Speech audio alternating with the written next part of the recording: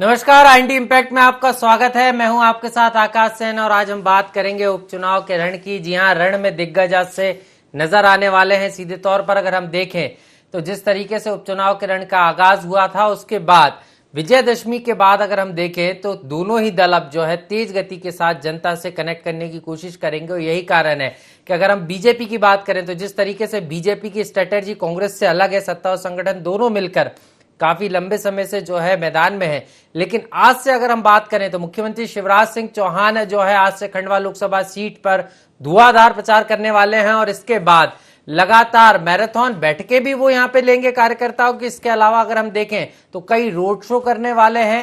Road show के अलावा अगर हम बात करें तो कई जनसभाएं भी मुख्यमंत्री शिवराज सिंह चौहान लेंगे।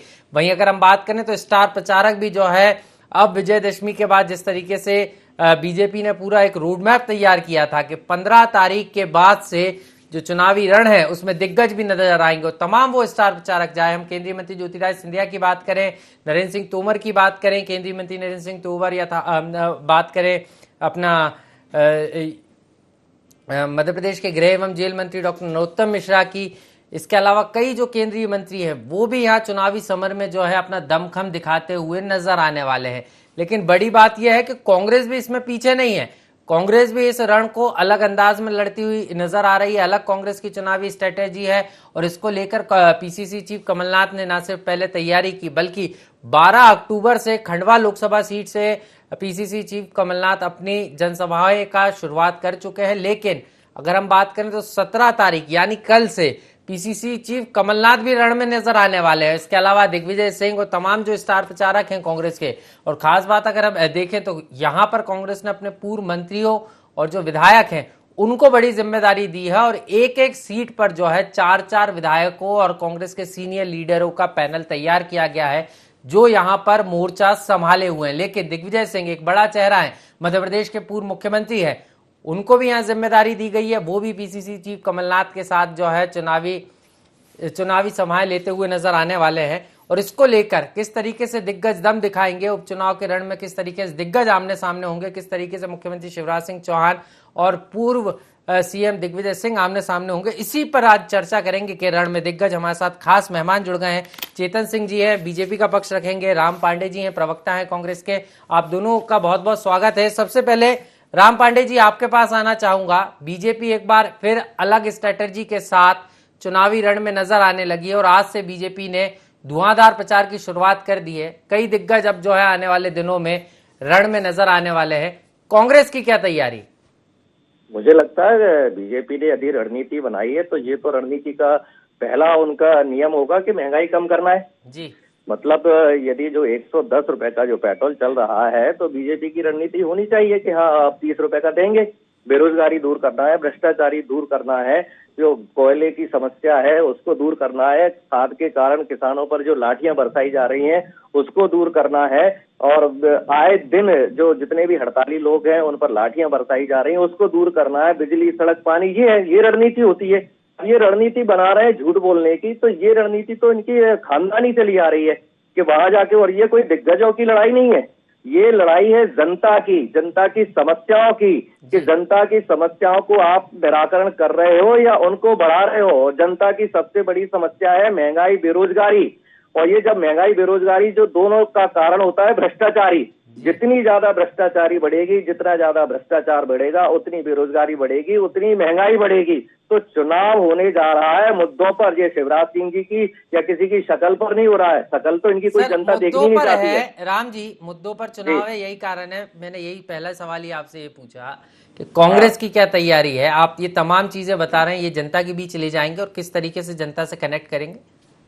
जी, जनता को ऑलरेडी इन सब बातों का ज्ञान है। जनता डेली पेट्रोल पंप पर जा रही है और जनता पेट्रोल पंप पर जाकर 113 का पेट्रोल खरीद रही है। किसान डेली जा रहे हैं डीजल खरीदने के लिए, क्योंकि डीजल से ही खेती होती है, डीजल से ही ट्रैक्टर चलता है। उनको पता है कि कितने का डीजल जा रहा है। हमारी माता बहनें किचन में गैस का इस्तेमाल करती हैं, खाना बनाने का इस्तेमाल करती हैं, सब्जी का इस्तेमाल करती हैं, दालों का इस्तेमाल करती हैं। सारी चीजों के भाव दाम दुगने चुगने हो चुके। तो माता बहनों को पता है, हम लोग जा रहे हैं उनको बताने के लिए कि भाई ये इन्होंने वादे किए थे, इतना झूठ बोला था, किसानों की आय डबल करेंगे। जो तमाम दावे और वादे किए थे उसको जनता के बीच में लेकर जाएंगे जो बीजेपी ने पूरे नहीं किए है। लेकिन बीजेपी की क्या स्ट्रेटेजी है, चेतन सिंह जी हमारे साथ बने, उनसे समझ लेते हैं। चेतन जी, किस तरीके से देख रहे हैं सर, आज से जो है मुख्यमंत्री शिवराज सिंह चौहान ने अपने धुआंधार चुनाव प्रचार की शुरुआत कर दी है। माना जा रहा था विजयदशमी के बाद बीजेपी जनता के बीच में नजर आएगी, तमाम दिग्गज जो है जनता के बीच में होंगे, और उसकी शुरुआत आज खंडवा लोकसभा सीट से मुख्यमंत्री शिवराज सिंह चौहान ने कर दी। देखिए, माननीय मुख्यमंत्री शिवराज सिंह चौहान जी ने आज से चालू किया, ऐसा कहना उचित नहीं। माननीय मुख्यमंत्री जी निरंतर 1 महीने से इन सारे क्षेत्रों में लगातार जनता के संपर्क में हैं, वहाँ की समस्याओं के संपर्क में हैं, उनके समाधान करने के लिए सतत प्रयासरत है। कल भी माननीय मुख्यमंत्री जी ने रैगांव में बड़ी सभाएं की। कल विजयादशमी का पर्व था। भारतीय जनता पार्टी के वो समस्त बूथ जहाँ पर बाई इलेक्शन हो रहा, उन सब पर विजय संकल्प के साथ में यूथ का जो कार्यकर्ता था, यूथ का सम्मेलन करके विजय का ध्वज लेकर के निकलेगा। और भारतीय जनता पार्टी का जो भगवा ध्वज है, तो भगवा ध्वज को रोकने का आज की तारीख में तो किसी में सामर्थ्य नहीं। जहाँ पर कृपा राम की हुई, ता पर कृपा करे सब कोई। अभी हमारे बड़े बड़े लोग बड़ी बड़ी बातें कर रहे हैं, देश में महंगाई है, भ्रष्टाचार है, ये है वो है। गरीबी कौन लेके आए? देश से गरीबी खत्म हो जाएगी, इस नारे के साथ प्रधानमंत्री कौन बना? भाजपा के बने थे क्या? क्यों इस देश से गरीबी खत्म नहीं हुई? क्यों बेरोजगारी खत्म नहीं हुई? आज जब कोविड की इतनी विपरीत परिस्थितियां हैं, इन विपरीत परिस्थितियों में भी देश को अपने पांव पर खड़ा करने का सामर्थ्य अगर किसी ने प्रदान किया है तो भारतीय जनता पार्टी के राष्ट्रीय और प्रादेशिक नेतृत्व ने दिया है। चाहे माननीय मोदी जी का देश का मामला, चाहे आत्मनिर्भर भारत बनाने का, आत्मनिर्भर किसान, आत्मनिर्भर युवा बनाने का, चाहे मध्य प्रदेश के माननीय मुख्यमंत्री शिवराज सिंह चौहान जी का है, चाहे जो परिस्थितियां हो जाए। माननीय मुख्यमंत्री जी ने कल सभा में कहा है कि प्रदेश के लोगों की जरूरत के लिए, प्रदेश की जनता के विकास के लिए, प्रदेश के संबल योजनाओं को पूरा करने के लिए आवश्यकता पड़ रही है, पड़ेगी, मैं कर्ज लूंगा। लेकिन याद रखना चेतन जी, सवाल एक ही है, तमाम दावे आप कर रहे हैं, बीजेपी लगातार काम भी कर रही है, आप इस तरीके की बात भी कर रहे हैं, सरकार लगातार, लेकिन एक बड़ी बात है महंगाई की, जिसको कांग्रेस मुद्दा भी बना रही, सवाल भी उठा रही कि पेट्रोल के दाम बढ़ रहे हैं, लगातार चीजें महंगी हो रही हैं। सर, चिंता की बात तो है, क्योंकि अगर मध्यम वर्गीय परिवार की बात करें, क्योंकि गरीबों को तो संबल के जरिए संबल दे रहे हैं, लेकिन मध्यम वर्गीय एक बड़ा वर्ग आता है, यहाँ पर सबसे ज्यादा चुनौतीपूर्ण उन लोगों के लिए भी हो रही। तो सर, इसको किस तरीके से देखें, क्योंकि कांग्रेस तो लगातार महंगाई को बड़ा मुद्दा बनाने की तैयारी में करे ना कांग्रेस। हमने कहा ना, कांग्रेस जो महंगाई की बात कर रही है तो पहले वो जनता को जवाब दे। जब श्रीमती इंदिरा गांधी जी ने नारा दिया था कि देश से महंगाई खत्म कर देंगे, मुझको प्रधानमंत्री बना दो, देश ने एक बार नहीं अनेकों बार इनके नेताओं को प्रधानमंत्री के रूप में स्वीकार किया और अपना मत दिया। निश्चित रूप से आज महंगाई मुद्दा है आकाश जी, इससे कोई एफएन वर्ड से नहीं है, कोई इनकार भी नहीं है। लेकिन आज जो कोरोना की विपरीत परिस्थितियां हैं, जो रेवेन्यू इन डिपार्टमेंट के माध्यम से देश को चलाने के लिए आना चाहिए, मुझे लगता है आप भी समझ रहे हैं, मैं भी समझ रहा हूँ, जनता भी इस बात को समझ रही है कि कहीं ना कहीं रेवेन्यू की पूर्ति पेट्रोल, डीजल, जनता समझ रही है। मैं आपके पास लौटूंगा। देवदत्त दुबे जी हमारे साथ वरिष्ठ पत्रकार जुड़ गए हैं। सर, IND24 में आपका बहुत बहुत स्वागत है। सर, सबसे पहले आपसे यही जानना चाहूंगा कि आज से जो है दिग्गज चुनावी मैदान में है। जिस तरीके से बीजेपी की बात करें तो पूरी तरीके से विजयदशमी के बाद बीजेपी ने पहले ही तय कर रखा था कि पूरे क्लेवर में बीजेपी नजर आएगी, तमाम जो दिग्गज हैं वो चुनावी रण में होंगे। तो वहीं कांग्रेस भी जो है कल से नजर आने वाली है, PCC चीफ कमलनाथ समेत जो तमाम अन्य दिग्गज हैं वो चुनाव वाले क्षेत्रों में पहुंचेंगे। कैसे देख रहे हैं सर आप इसको कि अब जो जिस तरीके से बीजेपी कांग्रेस के बीच आरोप प्रत्यारोप चल रहा है, तो अब इसमें और ज्यादा जो है तीखापन देखने को मिलेगा और ये जो रण है काफी दिलचस्प नजर आएगा? बिल्कुल, जब से चुनाव शुरू हुए हैं तो बयानों में तो आक्रामकता आई चुकी थी। कोई चड्डी पहन के बात कर रहा था, कोई उम्र का तकाजा दे रहा था, ऐसे बहुत सारे बयान दोनों तरफ से आए हैं। कोई तो अब वो जो 9 दुर्गों में शक्ति अर्जित की है और कल विजयादशमी मनाई है, लोगों ने रावण के पुतले जलाए हैं, तो एक बार जरूर नेताओं ने आत्मचिंतन जरूर किया होगा कि हमारे अंदर कितना रावणत्व है और कितना राम का प्रभाव है जी। और उतनी उनको शक्ति भी मिली होगी। कहे कोई कुछ भी, करे कोई कुछ भी, लेकिन लाख छुपा लो तुम अपनों को दूसरों की नजरों से, मन से छुपा कोई पाप नहीं होता है।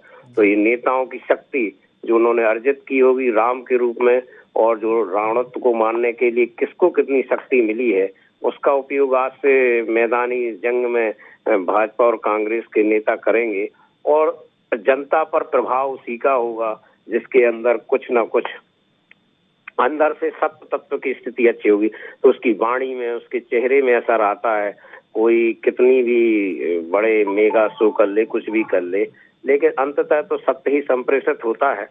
और जो जनहित के लिए चुनाव जीतने के लिए आते हैं, जो सत्ता में सेवा करने के लिए आते हैं, तो उनके लिए निश्चित रूप से जनता चुनेगी और जनता के प्रति जो शुभ का भाव रखेंगे जनता, और जनता का उनके प्रति भी अच्छा भाव बनेगा। और 30 तारीख को जब तर्जनी में थिरकन होगी, तो जिस चिन्ह ने, जिस नेता ने आकर्षित किया होगा, उस पर तर्जनी जाके बटन दबाएगी। और मुझे लगता है कि दीपावली 4 तारीख को, लेकिन 2 तारीख को किसी एक दल की दिवाली जोर शोर से मनाई जाएगी। जी बिल्कुल सर, 2 तारीख को यहाँ पर जो है दिवाली का माहौल जो है राजनीतिक पार्टियों में देखने को मिलेगा, लेकिन वो दिवाली किसकी होगी, बीजेपी या कांग्रेस की, देखना दिलचस्प होगा। सर एक चीज और समझना चाहूंगा, क्योंकि जिस तरीके से दोनों ही पार्टियां, क्योंकि बाई इलेक्शन की बात करें, कोई खासा फर्क जो है इससे सरकार पर नहीं पड़ने वाला, लेकिन बीजेपी ने भी पूरी ताकत इस चुनाव में लगा रखी है, तो वहीं कांग्रेस भी पीछे नहीं है। कांग्रेस बड़ा संदेश देना चाहती है, जो साफ तौर पर इस ओर इशारा कर रहा है सर कि कहीं ना कहीं जो इन क्षेत्रों की जनता है, जब वो निर्णय देगी तो वो चौंका भी सकती है। देखिए, ये उपचुनाव जो होते हैं, अभी जो हो रहे हैं, इनसे ना प्रदेश सरकार को कोई अंतर पड़ना, ना केंद्र की सरकार को, लेकिन इससे जो माहौल बनेगा वो 2023 के विधानसभा चुनाव और 2024 के लोकसभा चुनाव के लिए एक वातावरण का निर्माण करता है। आप देखिए कि 28 विधानसभा क्षेत्रों के उपचुनाव हुए, उसका कुछ असर बना। फिर एक दमोह का उपचुनाव हुआ और कांग्रेस उसको आज तक कह रही कि हम दमोह के पैटर्न पर लड़ेगी, और बीजेपी आज तक उस चुनाव के बाद इतनी सतर्क और सावधान है कि और ज्यादा चौकन्नी और ज्यादा प्रयास कर रही है। आप बताइए कि मंत्रियों को नवदुर्गा में भी कहा गया कि आप वहीं क्षेत्र में रहिए, किसी को भी क्षेत्र छोड़ने के लिए अनुमति नहीं है। तो आप ये समझिए कि ये चुनाव बहुत महत्वपूर्ण है दोनों ही दलों के लिए, जो 2023 के लिए संदेश बनाने के लिए। यही कारण है कि बहुत पूरी ताकत, साम दाम दंड भेद जो है होता है ना जो राजनीति में, वो सब लगाया जा रहा है। और इन क्षेत्रों की जनता भी इस समय बहुत एक तरह से भ्रमित होगी कि हम किसको वोट करें। सबके इतने दावे, इतने तर्क, आपको हमको जो अपन चर्चा कर रहे हैं उससे ज्यादा चर्चाएं गांव की चौपालों पर घर घर हो रही हैं। जी तो बिल्कुल सर, वो गांव के चौपालों पर इसको लेकर चर्चा हो रही है, और जो बाई इलेक्शन वाली जगह है, सीटें हैं, यहाँ की जनता भी जो है इस बात पर मंथन कर रही है कि किसको जो है चुने। बड़ा सवाल है, जनता के मन में भी मंथन है, लेकिन पार्टियों में भी यहाँ पर मंथन चल रहा है। कांग्रेस के पास आने चाहूंगा, राम पांडे जी लगातार बने हुए हैं। राम जी, यहाँ पर अगर बीजेपी पर तो आप सवाल उठा रहे हैं, साफ तौर पर कह भी रहे हैं कि बीजेपी वर्सेस जनता का ये चुनाव है, लेकिन कांग्रेस भी यहाँ पर पूरी ताकत के साथ नजर आ रही है। अगर हम बात करें तो जो पूर्व मंत्री हैं, विधायक हैं और जो प्रभारी हैं, वो लगातार जो है इन क्षेत्रों में एक्टिव नजर आ रहे हैं और मंडल सेक्टर को एक्टिव करने का काम कर रहे हैं। जी जी, पहली बात तो आपको बहुत बहुत शुक्रिया कि आपने कांग्रेस के लिए इतने सकारात्मक शब्द बोले। अदरवाइज तो अभी तक मैं जितनी भी डिबेट में जा रहा था सब यही बोल रहे थे कि कांग्रेस दिखाई नहीं दे रही है, और आपने उस सच्चाई को बोला। दूसरी बात, कल दशहरा था, बुराई पर अच्छाई की जीत, अधर्म पर धर्म की जीत। और जैसा कि आपने बताया था कि शिवराज सिंह जी ने भी रैली दी थी और कांग्रेस भारतीय जनता पार्टी के कार्यकर्ताओं ने दशहरे वाले दिन प्रचार किया।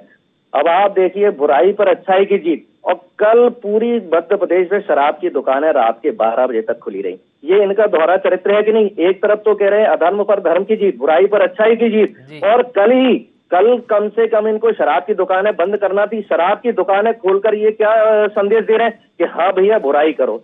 दूसरी बात, इन्होंने गरीबी हटाओ की कही इंदिरा जी के बारे में। पूरी दुनिया में गरीबी होती है, अमेरिका और चीन में भी है। बात होती है उस गरीबी का परसेंटेज क्या है। 1% है या 50% गरीबी है। आज कल का सर्वे आया है कि हिंदुस्तान गरीबी में सर्वोच्च स्थान पर पहुंच चुका है। 116 देशों का सर्वे हुआ, उसमें 101वें स्थान पर है।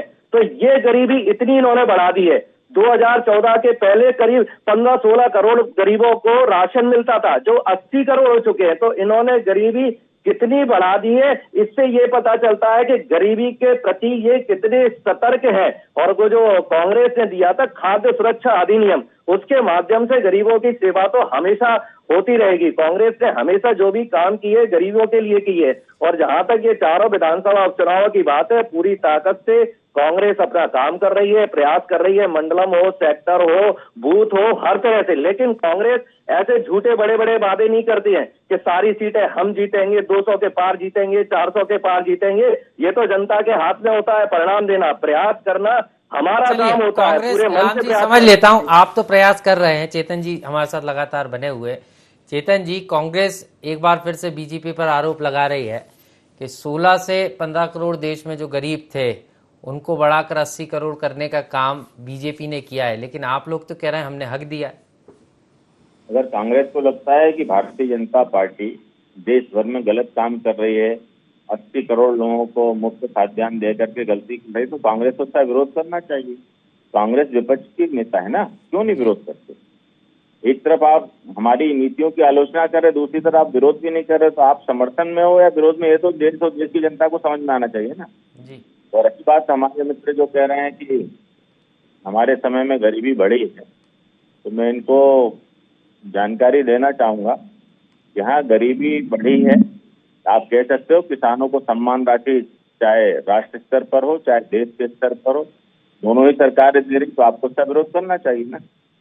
किसानों की कर्ज माफी का वादा हमने नहीं किया था, आपने किया था ना। आप कहते ना आप अपने वादे पूरे करते हैं, तो आप करके जाना था ना आपको।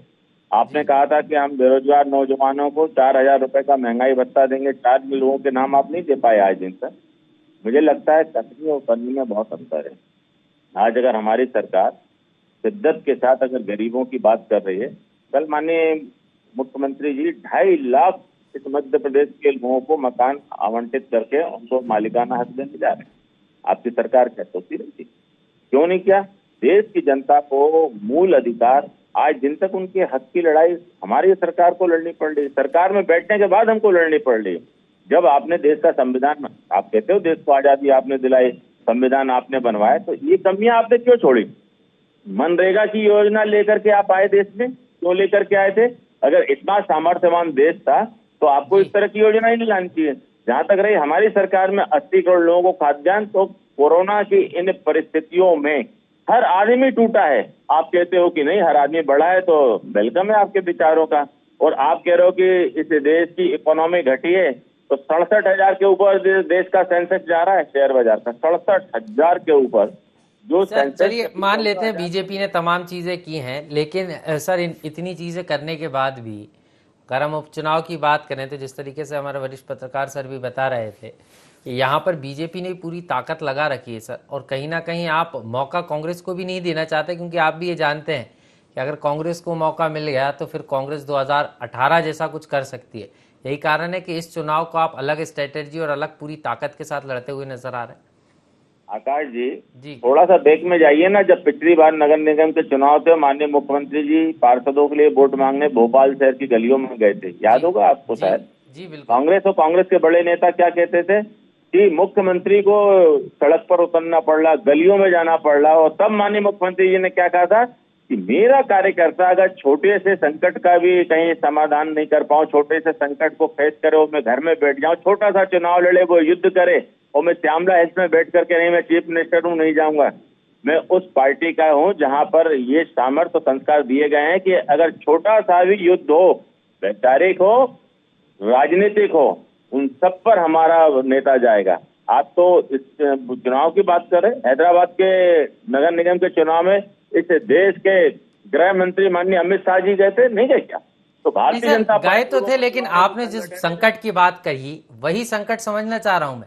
यही मेरा सवाल भी था कि जैसा आप कह रहे हैं संकट में कार्यकर्ता है, मतलब ये साफ है कि चुनौती तो है, क्योंकि एक तरफ आप ये कह रहे हैं कि कांग्रेस हमारे लिए चुनौती नहीं है, हमारी तैयारी है। आम चुनाव, पार्षद के चुनाव में मुख्यमंत्री जी जाते हैं, सड़कों पर उतरते हैं, लेकिन दमोह का भी हमने जिक्र देखा है, दमोह का परिणाम भी देखा है, वहां भी दिग्गज पहुंचे थे लेकिन परिणाम कुछ और रहा। ये तो मान रहा है ना कि कांग्रेस भी आपके लिए चुनौती है, क्योंकि आप हमेशा कहते हैं कि चुनौती नहीं है। अगर तो संकट में फिर कार्यकर्ता कैसे है जब जनता आपके साथ है? तो अगर कोई राजनेता, कोई राजनीतिक दल ये कहे कि मेरे सामने कोई भी चुनौती नहीं है, मुझे लगता है ये उसकी अपनी सोच हो सकती है, भारतीय जनता पार्टी के लिए। क्योंकि भारतीय जनता पार्टी हर चुनाव को चुनाव मानती है, हर युद्ध को युद्ध मानती है, और हर युद्ध में युद्ध लड़ने वाले को भयभीत होना चाहिए जी। अगर आप भयभीत होकर के चुनाव लड़ेंगे तो आप छोटी छोटी सी जो चीजें हैं, जो छोटी छोटी कमियां हैं, उसका चिंतन कर लेंगे। अगर आप उन्माद में लड़ोगे तो मुझे लगता है उन्माद का परिणाम हमेशा ही अच्छा नहीं होता। तो भारतीय जनता पार्टी बहुत सूक्ष्म स्तर पर सारी चीजों का अध्ययन करती है। सामाजिक रूप से अगर हम पोलिंग बूथ की बात करते हैं, घर घर संपर्क की बात करते हैं, और घर में भी हर व्यक्ति से संपर्क की बात करते हैं, तो संगठन इस स्तर पर काम कर रहा है आज कि हर 5 घर पर एक कार्यकर्ता है। तो मुझे लगता है ये इसीलिए है ना कि हमारी निगाहों से, हमारी जानकारी से सुख हो, दुख हो, अमीर हो, गरीबी हो, जरूरत हो, नहीं हो, ये सारी चीजों का फीडबैक तो हमको होना चाहिए। तो ये जब सारी तैयारियां हैं तो फीडबैक के अनुसार काम कर रहे हैं, और बीजेपी को लग भी रहा है कि बीजेपी बेहतर तरीके से यहाँ पर परफॉर्म करेगी। देवदत्त दुबे जी सर हमारे साथ लगातार बने हुए हैं। सर आपके पास आना चाहूंगा। बीजेपी ने ये तो मान लिया कि कोई भी रण हो, भयभीत होकर लड़ा जाता है तभी जाकर जीत मिलती है। मतलब ये साफ है, जैसा कि आप भी जिक्र कर रहे थे कि दमोह के बाद काफी कुछ परिस्थिति बदली है, और बीजेपी आत्मविश्वास में तो है, लेकिन अति आत्मविश्वास बीजेपी को घात दे गया था दमोह में, और यही कारण है कि अब अलग स्ट्रेटेजी के साथ चुनावी मैदान में है सर बीजेपी। नहीं, आप देखिए कि जब इन्होंने कांग्रेस मुक्त का नारा दिया था प्रदेश में, तब कांग्रेस सरकार में आ गई 2018 में। तो किसी को भी कैसे आप कमजोर, जहाँ 2 दलीय व्यवस्था है मध्य प्रदेश में, 2 ही दलीय, भाजपा से नाराज होंगे तो कांग्रेस में, कांग्रेस से नाराज होंगे तो भाजपा में। तो एंटी इनकम्बेंसी जो शब्द है वो ऐसी थोड़ी है। यदि 15-16 सालों से सरकार है तो एंटी इनकम्बेंसी भी होती, केंद्र में राज्य में सरकार है। तो कांग्रेस इसलिए चुनौती बनी हुई है कि विपक्ष में वही है। और आप देखिए कि इस समय कांग्रेस सर्वाधिक मुश्किल के दौर से गुजर रही है, चाहे राष्ट्रीय अध्यक्ष का मामला हो, प्रदेश में भी। तो जब इस मुश्किल के दौर में भी वो चुनौती दे रही है तो भाजपा का सतर्क और सावधान होना स्वाभाविक है, क्योंकि भाजपा में तो जीत की चाहत सबसे ज्यादा है। इस कदर है कि एन के एन प्रकरण जीत चाहिए उनको पूरा। चाहे वो वार्ड का चुनाव हो तो भी मुख्यमंत्री वोट मांगने जाएंगे, और विधानसभा का हो तो रोड शो, सभाएं, बैठ के कार्यकर्ताओं से मिलना, मतलब उनको जीत और जीत, केवल जीत चाहिए। तो इसके लिए भाजपा वाकई में वो कांग्रेस को बहुत बड़ी चुनौती मान रही है, और यही कारण है कि उसने अपने दिग्गज नेताओं को, सत्ता और संगठन के मंत्रियों को, दर्जनों मंत्री और पदाधिकारी, सांसद, विधायक, सबको झोंक दिया है। और बिल्कुल बूथ स्तर पर माइक्रो मैनेजमेंट, अभी एक तेज प्रभारी होता था, अब एक समिति तेज का प्रभारी बनाई गई है। तो माहौल और महा मैनेजमेंट का मुकाबला है इन उपचुनाव में, कि जो माहौल है, जो लोग नाराज हैं किसी बेरोजगारी से, कोई महंगाई से, कि किसी कारण से, वो एक जो माहौल बना हुआ है उसको महा मैनेजमेंट के माध्यम से भाजपा मुकाबला कर रही है। और ये चुनाव बड़े दिलचस्प होंगे, और आप देखते जाइए कि दिवाली के पहले एक किसी का दिवाला और किसी की दिवाली होगी प्रदेश में। जी बिल्कुल सर, किसी का दिवाला और किसी की दिवाली होगी, ये देखना दिलचस्प होगा। राम जी, एक चीज़ और जाते आते आपसे समझना चाहूँगा संक्षेप में कि किस तरीके से अब, क्योंकि अगर हम बात करें तो कमलनाथ जी ही कांग्रेस का चेहरा यहाँ पर नज़र आ रहा है, और माना यह जा रहा है कि आगामी दिनों में कमलनाथ जी की सभाओं के साथ साथ आप लोग ने एक अलग प्लान तैयार करके रखा है, प्लान बी, जिसके जरिए कांग्रेस की जो तमाम विंग्स हैं वो आने वाले दिनों में 20 से 21 तारीख के आसपास जो है जनता के बीच टोली बनाकर काम करते हुए नजर आएंगे, जनता से संवाद करते हुए नजर आएंगे। सर वो क्या पूरा प्लान है आपका, और किस तरीके से उस स्ट्रेटेजी को आप धरातल पर उतारने वाले? देखिए, जनता से कांग्रेस का जो संवाद है हमेशा है, सतत है, लगातार है। जनता के बीच में कांग्रेस लगातार काम कर रही है, चाहे बूथ लेवल हो, सेक्टर लेवल हो, ब्लॉक लेवल हो, जिला लेवल हो, ग्रामीण लेवल हो, हर जगह काम कर रही है। और इस समय चुनाव है तो चुनाव में स्वाभाविक है कि संख्या और ज्यादा बढ़ जाती है। जहां तक भारतीय जनता पार्टी के बारे में भी बताया कि हम इस तरह से चुनाव प्रचार करते हैं, ठीक है, अच्छी बात है, लेकिन आप ये देखिए ना प्रदेश को और देश को कितना नुकसान होता है। आज सारे कैबिनेट मंत्री 4 विधानसभा सीटों पर, 3 विधानसभा 1 लोकसभा में लगे हुए हैं, सारे कैबिनेट मुख्यमंत्री, तो प्रदेश तो सफर कर रहा है ना। कल की घटना है, मुरैना में अवैध उत्खनन वालों ने वन कर्मियों की ठुकाई की, ठीक है। हम देखते हैं कहीं जहरीली शराब से लोग मरते हैं, कहीं शहडोल में बच्चे मरते हैं, कहीं आदिवासियों को ट्रक से खींचकर मारा जाता है, कहीं दलितों को मारा जाता है। सर, ये तो सब चुनावी मुद्दे हैं और जिस तरीके से घटनाएं घट रही हैं उसको आप निश्चित रूप से कांग्रेस उठाएगी भी। आप तीनों मेहमानों का बहुत बहुत शुक्रिया। तो उपचुनाव का रण है और रण में दिग्गज हैं, और जिस तरीके से लगातार जो है उपचुनाव के रण में आरोप प्रत्यारोप का दौर देखने को मिल रहा है, उससे ये तो साफ है कि उपचुनाव के रण में जब दिग्गज उतरेंगे तो जो चुनावी माहौल है न सिर्फ गरमाएगा यहाँ पर, बल्कि एक दिलचस्प मुकाबला बीजेपी और कांग्रेस के बीच देखने को मिलने वाला है। लेकिन 30 अक्टूबर को जनता किसे जो है अपना जनादेश देती है और 2 अक्टूबर को किसकी दिवाली और किसका दिवाला निकलता है, ये भी देखना अहम होगा। IND इम्पैक्ट में इतना ही, मुझे दीजिए इजाजत, नमस्कार।